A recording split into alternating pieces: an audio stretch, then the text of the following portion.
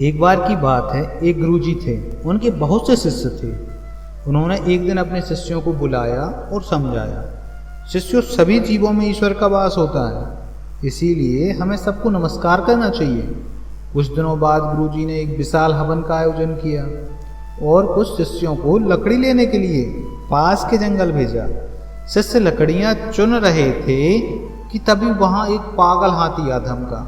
सभी शिष्य शोर मचाकर भागने लगे, भागो हाथी आया, पागल हाथी आया, भागो भागो।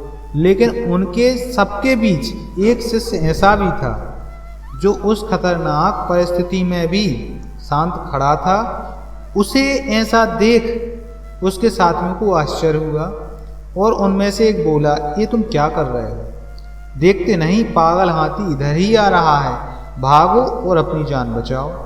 इस पर शिष्य बोला, तुम लोग जाओ, मुझे इस हाथी से कोई भय नहीं है। गुरुजी ने कहा था कि हर जीव में नारायण का वास है, इसलिए भागने की कोई ज़रूरत नहीं है।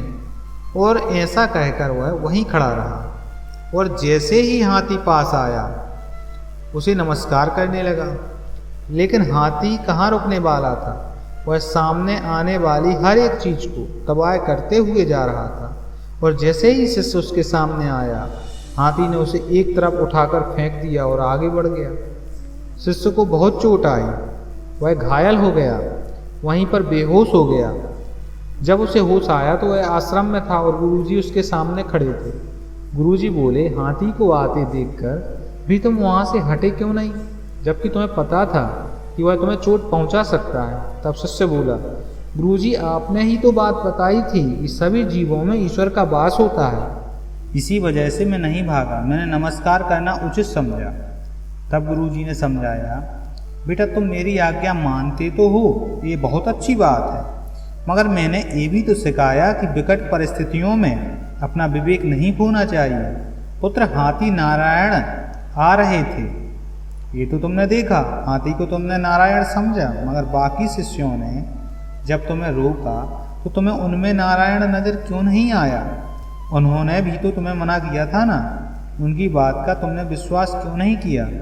उनकी बात मान लेते तो तुम्हें इतनी तकलीफ का सामना नहीं करना पड़ता, तुम्हारी ऐसी हालत नहीं होती। जल भी नारायण है, पर किसी जल को लोग देवता पर चढ़ाते हैं और किसी जल से लोग नहाते भी हैं। हमेशा देश काल और परिस्थिति को ध्यान में रखकर निर्णय लेना चाहिए। मित्रों, कई बार ऐसा होता है कि किसी ज्ञानवर्धक बात का असल प्रभाव हम उस बात में कहे गए शब्दों को पकड़कर बैठ जाते हैं। गुरुजी ने शिष्यों को प्रत्येक जीव में नारायण देखने को कहा था, जिसका अर्थ था कि हमें सभी का आदर करना चाहिए और किसी को नुकसान नहीं पहुंचाना चाहिए। लेकिन वह शिष्य बस उनके शब्दों को पकड़कर बैठ गया और उसके जान पर बन आई। अतः इस कहानी से हमें शिक्षा मिलती है कि हमें दूसरों की बात का अनुसरण तो जरूर करना चाहिए, मगर विशेष परिस्थितियों में अपने विवेक का प्रयोग करने से नहीं चूकना चाहिए। हमें अपनी परिस्थितियों के अनुसार ही निर्णय लेना चाहिए।